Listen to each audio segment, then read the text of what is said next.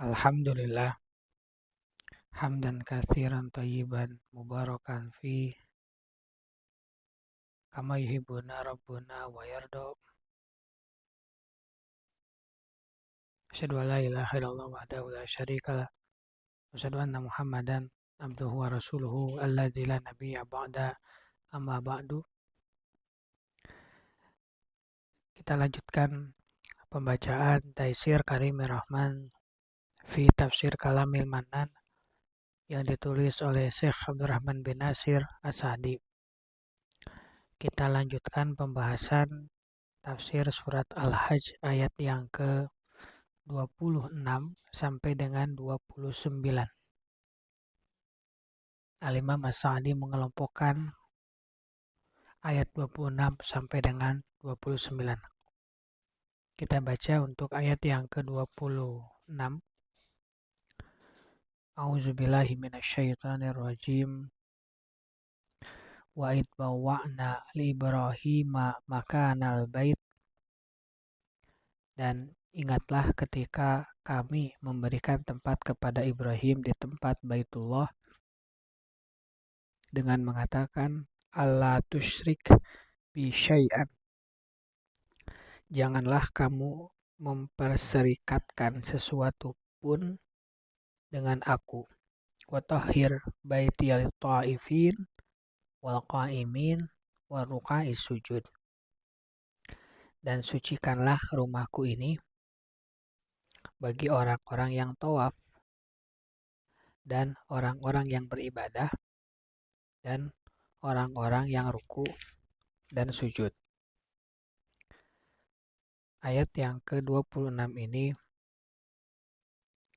Al-Imam As-Sa'di memaparkan bahwa ini adalah di antara keagungan Baitul Haram dan kebesarannya. Di antara keagungannya adalah yang membangunnya, yaitu Khalilur Rahman yang bernama Nabi Ibrahim alaihi salam. Firman Allah, wa id bawwa'na li Ibrahim makanal bait. Dan ingatlah ketika kami memberikan tempat kepada Ibrahim di tempat Baitullah. As-Sa'di menjelaskan maksudnya adalah kami telah persiapkan tempat itu bagi dirinya. Maksudnya Allah menempatkan Nabi Ibrahim di situ memang telah disiapkan sebelumnya. Bahkan bukan cuma beliau, tapi juga sebagian keturunan beliau ditempatkan di Mekah.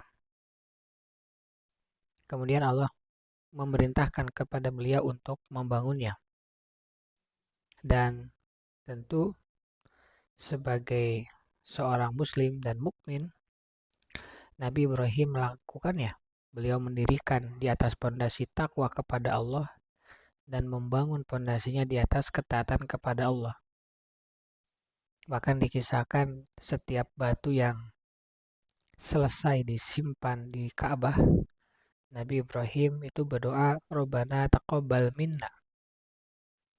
Ya Allah, terimalah amalan kami. Begitu tawadunya beliau. Padahal apabila kita lihat proses dalam tanda petik membangun itu bukan proses yang susah. Tapi Nabi Ibrahim tidak melihat itu dari sisi fisiknya saja, tetapi dari perintah suci yang Allah berikan kepada beliau, dan beliau dengan sangat hati-hati di setiap bata ke bata, keikhlasannya tetap terjaga dan niatnya hanya untuk Allah Subhanahu wa Ta'ala. Dan ini pun juga dilakukan oleh anaknya, Nabi Ismail alaihissalam. Setelah berbagai episode panjang sebelumnya, Nabi Ibrahim memastikan Nabi Ismail pun melakukan hal yang sama.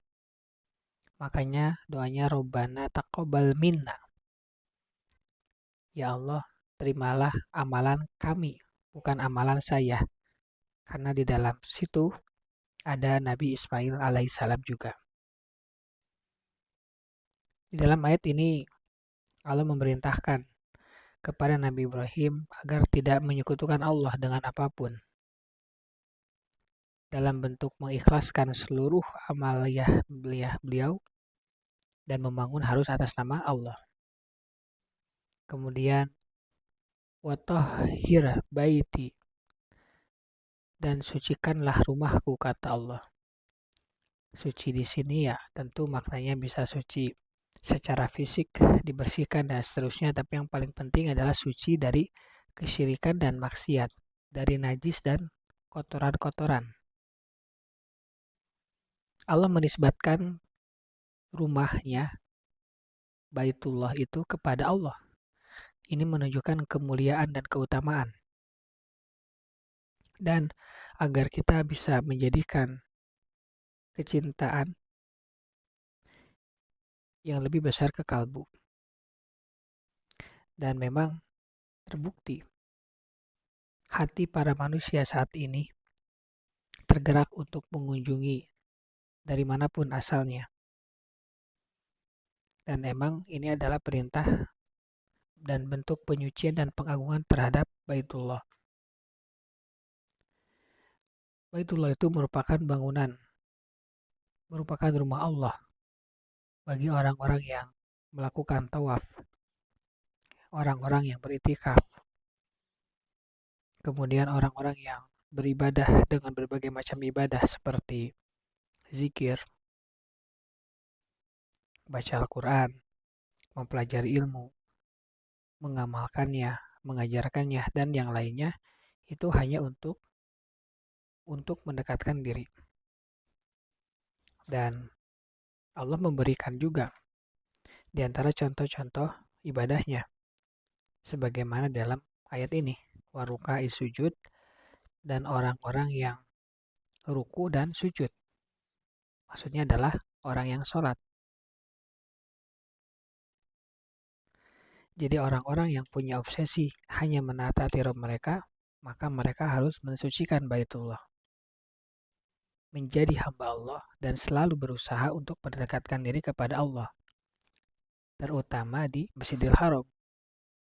Sehingga Masjidil Haram merupakan salah satu fasilitas yang Allah berikan yang bisa kita gunakan agar kita bisa mendekatkan diri kepada Allah. Karena memang momen umroh, momen haji, atau momen mengunjungi Masjidil Haram itu kita dalam rangka untuk merubah diri kita menjadi lebih baik, menjadi lebih dekat kepada Allah.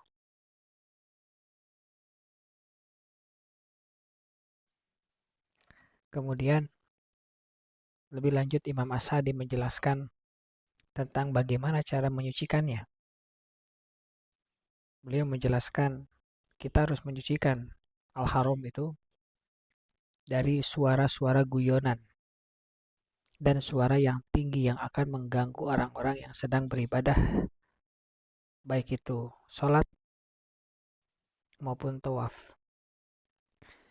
Bahkan kalau di haji kita tidak diperkenankan untuk melakukan yang semuanya adalah perkataan, jidal dan rofath, berbantah-bantahan dan berkata jorok.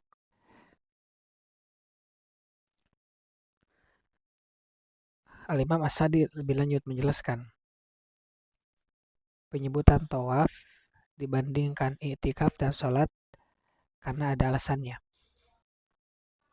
Alasannya adalah ibadah yang sangat berhubungan dengan Ka'bah adalah tawaf. Dan ini tidak ada ibadah tawaf di selain ada Ka'bah. Maka selanjutnya i'tikaf. Karena i'tikaf itu juga tempat khusus, yaitu hanya dilakukan di masjid. Maka setelah kita bersyukur dimudahkan Allah bisa pergi mengunjungi Baitullah, kita juga harus pastikan fasilitas dalam tanda petik bengkel itu harus kita gunakan semaksimal mungkin. Karena seringkali kita ke bengkel tapi kita tidak mau memperbaiki mesin-mesin, tidak mau memperbaiki komponen-komponen yang sebetulnya udah rusak. Ketika kita menyampaikannya, kita setuju untuk memperbaikinya, maka montir akan memperbaiki. Tapi ketika kita tidak mengatakan hal tersebut, ya montir akan menservis hal-hal yang umum saja. Maka ini yang harus kita renungkan. Bahwa menjadikan perjalanan menuju Baitullah itu harus menjadikan kita lebih baik. Itu yang dapat disampaikan. Subhanaka Allahumma wa bihamdika asyhadu an la ilaha illa anta astaghfiruka wa atubu ilaik. Assalamualaikum warahmatullahi wabarakatuh.